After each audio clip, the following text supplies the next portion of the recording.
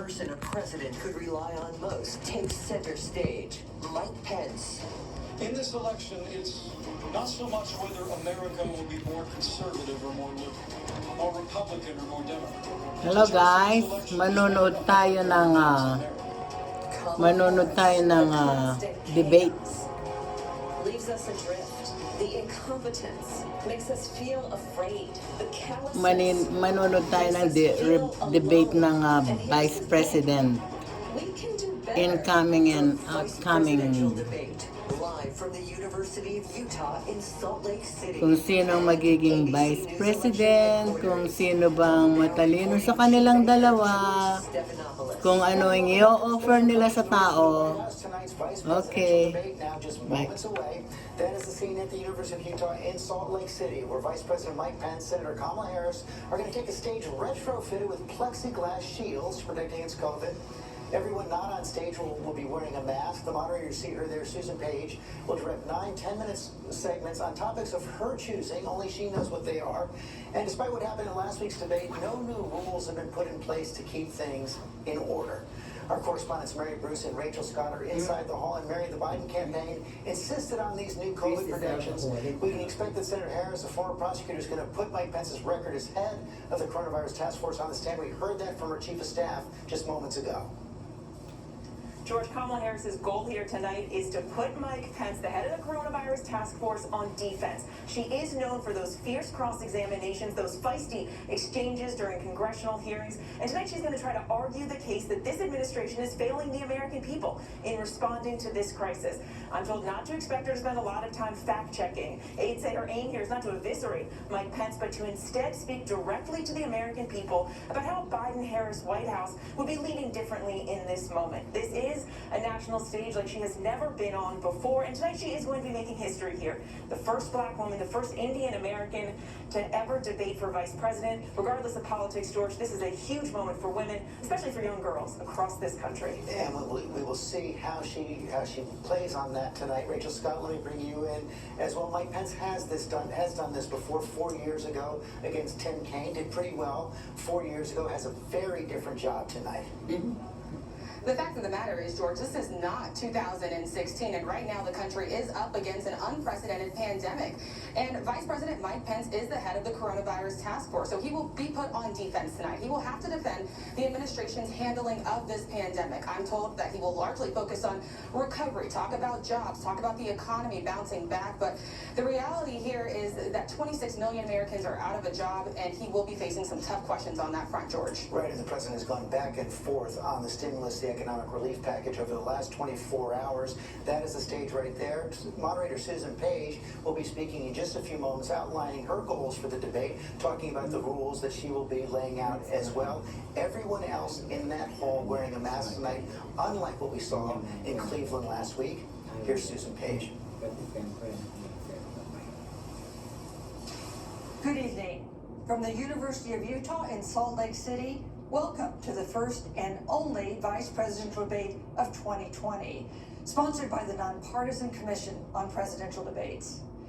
I'm Susan Page of USA Today. It is my honor to moderate this debate, an important part of our democracy. In Kingsbury Hall tonight, we have a small and socially distant audience, and we've taken extra precautions during this pandemic. Among other things, everyone in the audience is required to wear a face mask, and the candidates will be seated 12 feet apart. The audience is enthusiastic about their candidates, but they've agreed to express that enthusiasm only twice, at the end of the debate and now when I introduce the candidates.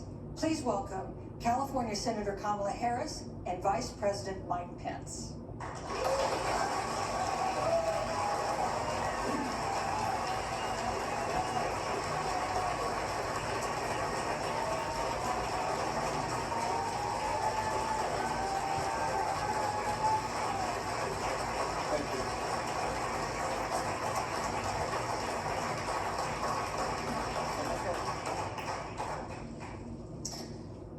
Senator Harris and Vice President Pence, thank you for being here.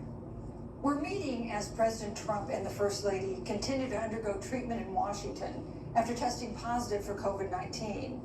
We send our thoughts and prayers to them for their rapid and complete recovery and for the recovery of everyone afflicted by the coronavirus.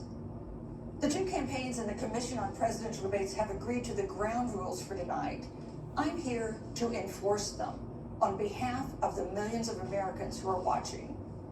One note, no one in either campaign or at the Commission or anywhere else has been told in advance what topics I'll raise or what questions I'll ask.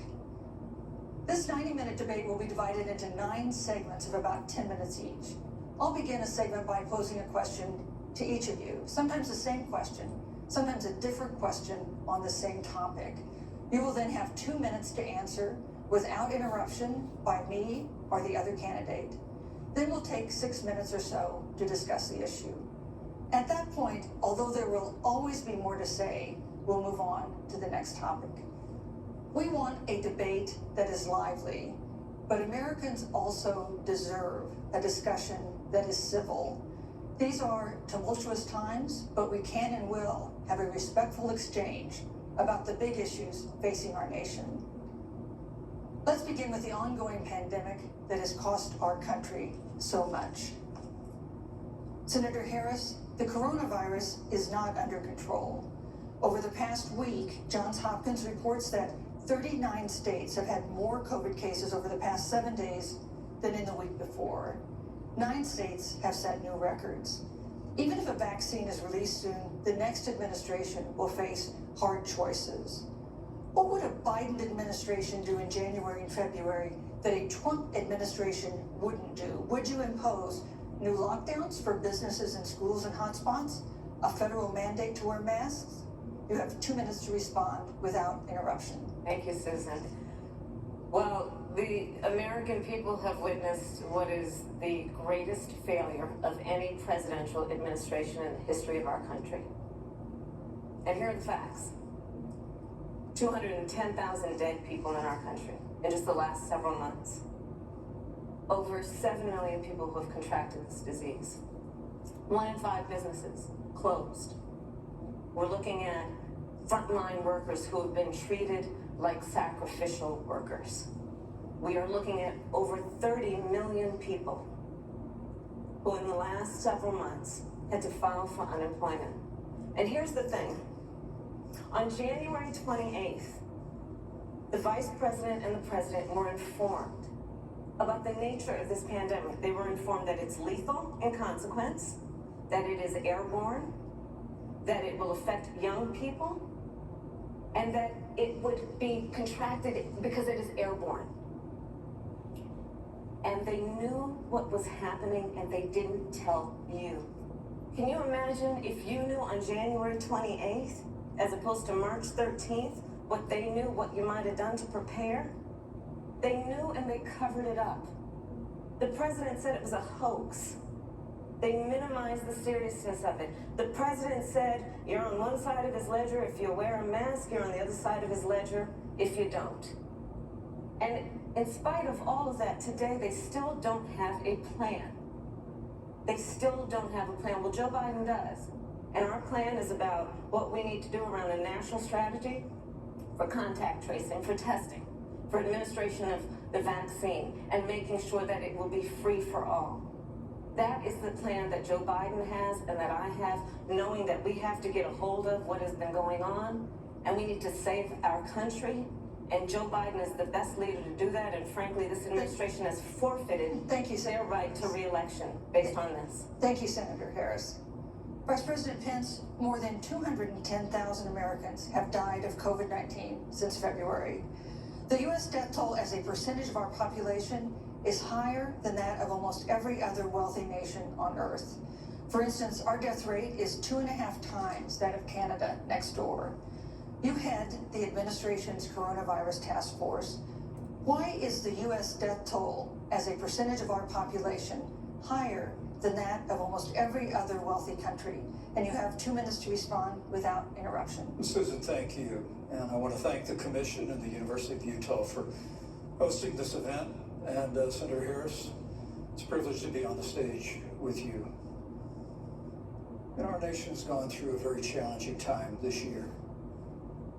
But I want the American people to know that from the very first day, President Donald Trump has put the health of America first.